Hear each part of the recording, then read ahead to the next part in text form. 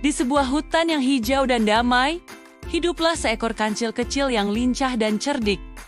Namanya si kancil. Ia dikenal oleh semua hewan sebagai hewan yang cepat berpikir, suka menolong, tapi kadang juga suka menggoda teman-temannya. Suatu hari, hari terasa sangat panas. Sinar matahari menyengat dedaunan, dan sungai kecil di pinggir hutan tampak berkilauan. Si kancil sedang berjalan sambil menahan lapar. Ia baru saja melewati ladang mentimun yang dijaga ketat oleh petani, dan kini ia ingin mencari makanan di seberang sungai. Kancil berdiri di tepi sungai, menatap air yang mengalir deras. Airnya dalam, dan tak ada jembatan untuk menyeberang. Ia bergumam pelan.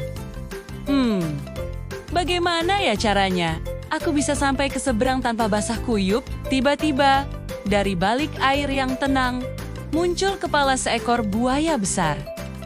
Matanya tajam, giginya runcing, dan suaranya berat. "Hai kancil, mau kemana kau?" Kancil tersenyum manis. "Oh, halo buaya.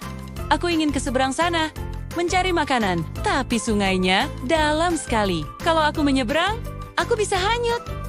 Buaya menatapnya sambil menyeringai. "Kenapa tidak berenang saja? Aku bisa membantumu." Dengan cara yang lezat, kancil tertawa kecil. "Haha, aku tahu maksudmu buaya. Kau ingin memakanku kan?"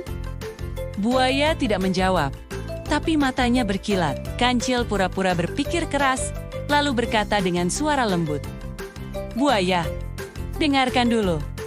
Aku datang membawa kabar baik. Raja hutan akan mengadakan pesta besar dan membagikan daging segar untuk semua hewan di sungai ini. Aku disuruh menghitung berapa banyak buaya yang tinggal di sungai, supaya jatah dagingnya cukup untuk semua." Buaya mulai penasaran. "Benarkah? Daging segar? Wah, itu kabar baik." Kancil mengangguk cepat. "Tentu saja benar, tapi aku butuh bantuanmu. Tolong panggil semua temanmu ke sini ya. Aku akan menghitung satu persatu supaya tidak ada yang terlewat." Tanpa berpikir panjang, buaya itu memanggil semua temannya. Dalam waktu singkat, puluhan buaya muncul ke permukaan sungai, besar, kecil, gemuk, dan kurus. Air sungai berguncang oleh gerakan mereka. Kancil tersenyum dalam hati. Ia berkata lantang, "Bagus sekali. Sekarang, tolong kalian berbaris dari tepi sungai ini sampai ke seberang sana. Aku akan berjalan di atas punggung kalian sambil menghitung." Para buaya patuh. Mereka saling berbaris, membentuk jembatan hidup di atas air. Kancil pun melompat ke punggung buaya pertama. "1," katanya ceria. Ia melompat lagi. 2, lalu 3, 4, 5.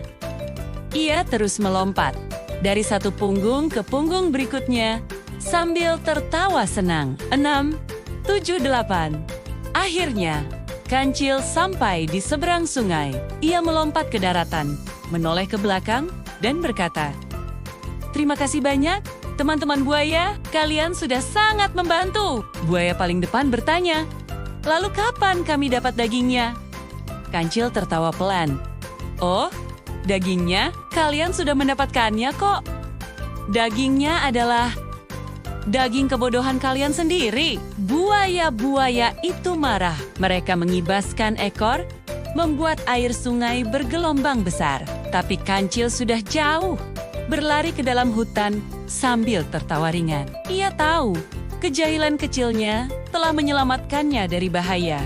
Namun di hatinya, kancil juga berjanji, lain kali ia akan lebih berhati-hati, karena tidak semua buaya mudah ditipu 2 kali. Dari keyohan, suara kancil bergema lembut di antara pepohonan.